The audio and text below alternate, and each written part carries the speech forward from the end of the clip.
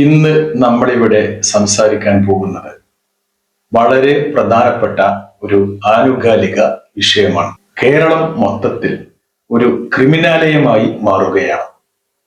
കുറ്റകൃത്യങ്ങൾ വളരെയധികം കൂടുതലുള്ള സംസ്ഥാനങ്ങളുടെ പാതയിലേക്ക് കേരളവും സഞ്ചരിച്ചുകൊണ്ടിരിക്കുന്നു. ക്രിമിനൽ കേരളം വികസനത്തിൽ നിന്ന് വികസനത്തിലേക്ക് കുതിച്ചുകൊണ്ടിരിക്കുകയാണ്. എപ്പോഴും എവിടെയും എന്തു സംഭവിക്കാം എന്നതാണ് ഇപ്പോഴത്തെ കേരളത്തിന്റെ അവസ്ഥ. 2025 പുതുവർഷത്തിന്റെ തുടക്കത്തിൽ നെയ്യാറ്റിൻകര വെള്ളരണയിൽ മകൻ അച്ഛനെ കൊലപ്പെടുത്തി. പ്രതി ലഹരിക്ക് അടിമ.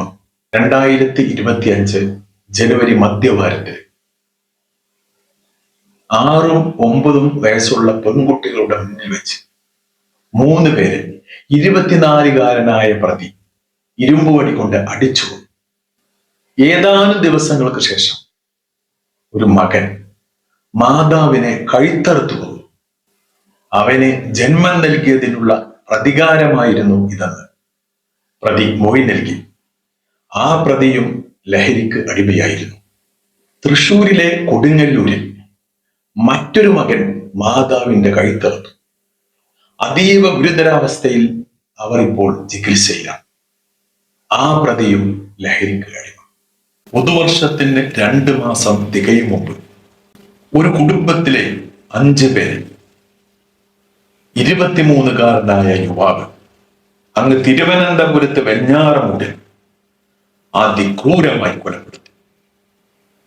അതും 3 പോലീസ് സ്റ്റേഷൻ പരിധിയിലായി 12 കിലോമീറ്റർ സഞ്ചരിച്ച് മണിക്കൂറുകളോളം വ്യത്യാസത്തിൽ നടത്തിയ 5 അരും കൊലപാതകങ്ങൾ 2025 ഫെബ്രുവരി അവസാന ദിവസം അങ്ങ് താമരശ്ശേരിയിൽ ഒരു കൂട്ടം വിദ്യാർത്ഥികൾ SSLC പരീക്ഷ എഴുതാൻ തയ്യാറായി നിൽക്കുന്ന തങ്ങളുടെ സഹപാഠിയെ അതിക്രൂരമായി മർദ്ദിച്ച് കൊലപ്പെടുത്തി. 2000 ആണ്ടിന് ശേഷം പിറന്ന നമ്മുടെ മക്കളിൽ എന്താണ് സംഭവിക്കുന്നത്? സ്നേഹമില്ലായ്മ, വിനയമില്ലായ്മ, സ്വാർത്ഥത, അപകർഷത, അഹങ്കാരം, പണത്തോടുള്ള അത്യാഗ്രഹം, ഇതെല്ലാം അവരെ മറ്റെന്തോ ആക്കി മാറ്റുന്നു.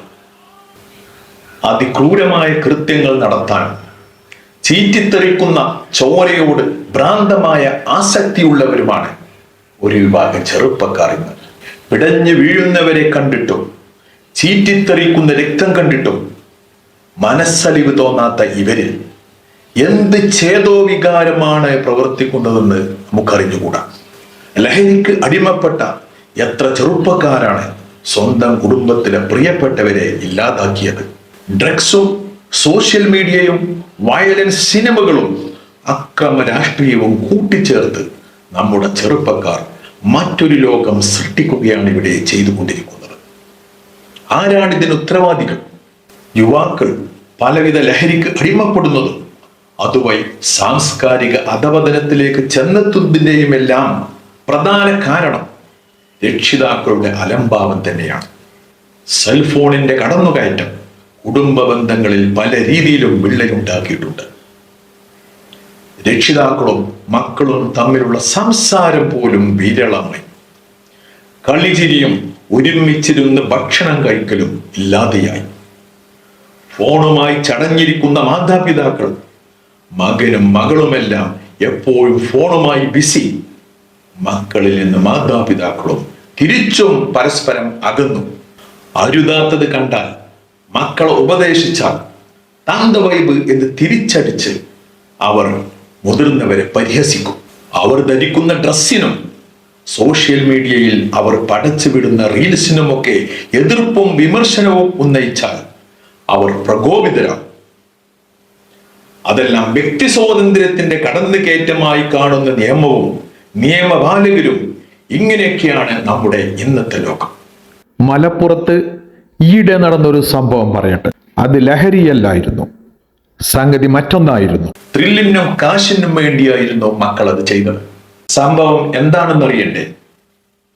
9ാം ക്ലാസ്സുകാരനായ 5 വിദ്യാർത്ഥികൾ ചേർന്ന് ഒരു തട്ടിക്കൊണ്ടുപോകൽ നാടകം ആവിഷ്കരിച്ചു.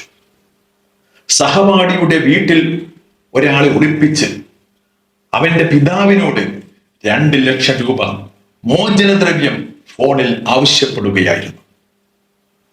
പോലീസ് രംഗത്ത് വന്നതോടെ മണിക്കൂറുകൾക്കകം അഭിനവ റാംജി റാവിനെ പിടികൂടി. രക്ഷിതാക്കൾ മാപ്പ് പറഞ്ഞ് ഗുലുമാലിൽ നിന്ന് തൽക്കാലം ഒഴിവായി.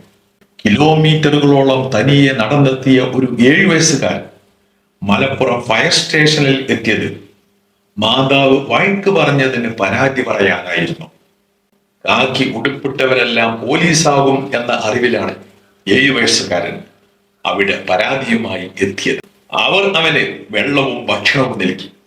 സ്റ്റേഷൻ ഓഫീസർ മാതാപിതാക്കളെ വിളിച്ചു വരുത്തി ഉപദേശിച്ച് കുട്ടിയെ അവരോടൊപ്പം പറഞ്ഞു വിടുകയായിരുന്നു.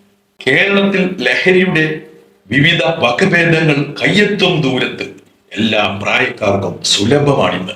പല സ്കൂൾ കുട്ടികളും കോളേജ് വിദ്യാർത്ഥികളും ലഹരിയുടെ വലയത്തിലാണ്. പെൺകുട്ടികൾ പോലും ഇതിന്റെ കൈമാറ്റക്കാരായി പ്രവർത്തിക്കുന്നു. ഈ സാഹചര്യം എങ്ങനെയുണ്ടായി? സൂക്ഷ്മമായി പഠനം നടത്തിയാൽ നമുക്ക് മനസ്സിലാകും. വേലി തന്നെ വിളവ് നശിപ്പിക്കുകയാണെന്ന്. ഇക്കണക്കിന് പോയാൽ ലഹരി മാഫിയ സംഘം എന്ന പൂച്ചക്ക് 6 മണി കൊണ്ടു. അധ്യാപകർക്ക് വടി നിഷേധിച്ച് ജെൻഡർ ന്യൂട്രൽ എന്ന രീതി പുതുതലമുറയെ ശീലിപ്പിച്ചു. സ്വന്തം ശരീരം അവനവന് ഇഷ്ടമുള്ളത് ചെയ്യാനാണെന്നും പഠിപ്പിച്ചു. അത് അവരുടെ അവകാശമാണെന്നും അവർക്ക് ഇഷ്ടമുള്ളത് പോലെയാകാനുള്ള സാഹചര്യങ്ങളും ഒരുക്കി നൽകി. ഉട്ടോപ്യൻ സിദ്ധാന്തങ്ങൾ കുട്ടികളുടെ തലയിൽ ആവോളം തിരുകിക്കയറ്റി. അതിന്റെ ഗുണഫലമാണിന്ന് നാം അനുഭവിച്ചു കൊണ്ടിരിക്കുന്നത്. ഒരു തലമുറയെ ഒന്നടങ്കം കുറ്റപ്പെടുത്തുകയല്ല, അവരെ അംഗീകരിച്ചും സ്നേഹിച്ചും പരുവപ്പെടുത്തി എടുക്കുന്നതിൽ പല രക്ഷിതാക്കളും പരാജയപ്പെടുകയാണ് ഉണ്ടായത്. കാരണം ആത്മീയതയും ഈശ്വര ചിന്തയും പുതുതലമുറയിൽ തീരെയില്ല. മാതാപിതാ സദ്ഗുരു ദൈവബോധം ആർക്കുമില്ല. അതുകൊണ്ട് തന്നെ പൈതൃക നന്മകളും നമ്മുടെ കുട്ടികളിൽ ഇല്ലാതാകും. ലഹരിയും വയലൻസ് സിനിമകളും അക്രമവാസനയുള്ള ഗെയിമുകളും നോർമലൈസ് ചെയ്യപ്പെട്ട ഒരു സാമൂഹിക അന്തരീക്ഷത്തിലാണ് നമ്മുടെ മക്കൾ ജീവിക്കുന്നത്.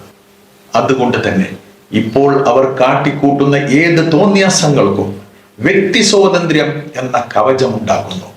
വീണ്ടും കാണാം. നന്ദി, നമസ്കാരം.